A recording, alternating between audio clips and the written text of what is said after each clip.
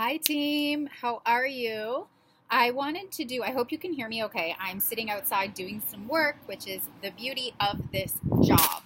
I wanted to take a couple minutes and just talk to you guys about taking pictures for your social media and some of my favorite apps. So, I am Lindsay, I'm the founder of 180 United, and I've been coaching now for 3 years. So, everything I'm going to share with you are things that I've learned along the way. When I first started coaching, my pictures weren't clear or bright. I used a lot of stock imagery from Beachbody. Like, I would post pictures of Autumn, one of the super trainers, and saying, like, you should do this workout with me. We don't really do that anymore. Now we just share our own journey.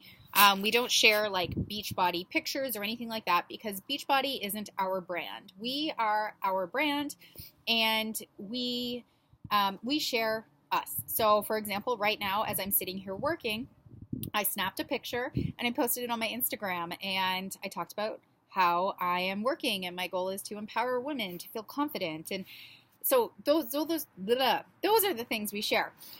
So, as a new coach, I have some tips for you. They're very, very simple, but just things to help you get your pictures brighter because I know I get asked those questions a lot. My number one tip for you: you don't need a special camera. I've never used a special camera in this business. I just use my iPhone. And you can be resourceful and you can hop on YouTube and watch how to take nice pictures with an iPhone. But honestly, the biggest thing and the best thing you could do for your pictures is to find natural light.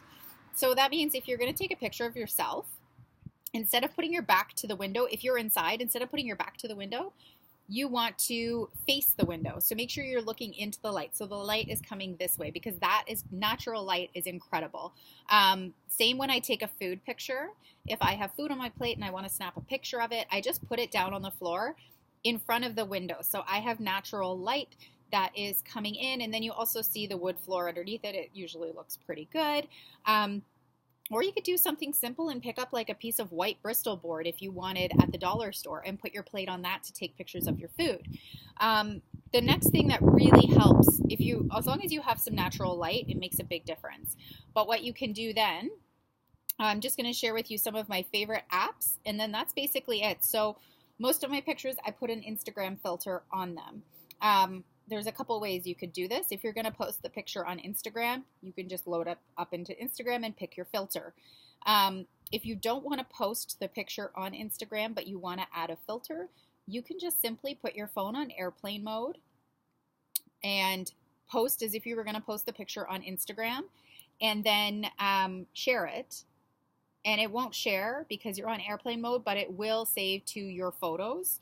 Or you can just post it and delete it right away, whichever you like. But put an Instagram filter on there. Don't be scared to brighten up your picture with that. It makes it pop, especially with food pictures. The other favorite app that I really, really like is, there's two. So Live Collage is one that is great if you're going to be doing a transformation picture. So if you're doing a side-by-side, Live Collage is a really good one. There's a couple options to do frames and side-by-sides. And then the other one that is one of my favorites is Word Swag. It's not a free one, but I think it's only $4, and it's a great one for putting font on your pictures. And those really are the only apps I use for my pictures. I don't like to add a lot of font to them. I like to keep them really clean and bright, and you will play around with it. You will learn as you go. But I always say if you're not failing, if you're not trying, you're not learning. So make sure you take some time, play around with the pictures. Take a day if you're feeling good, put on some different clothes and take a bunch of pictures of yourself. I know that sounds weird. Take some pictures with your computer, change your outfit a few times, because there's going to be days, guys, where you really just don't feel like posting. But that way you'll always have something in the background, like something on your phone. You can be like, oh, I can use that picture today.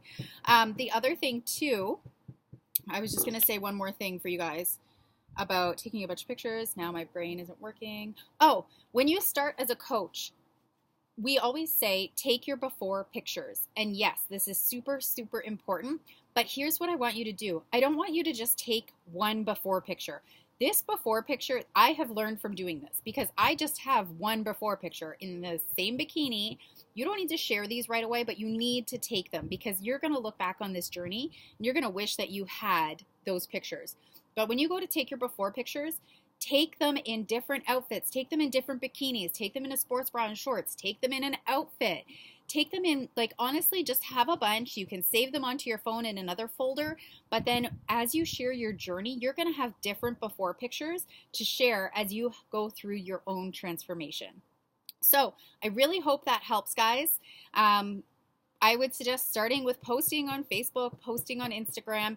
Learn as you go, and don't be afraid to ask questions. Just really make sure you get some natural light to make your pictures pop.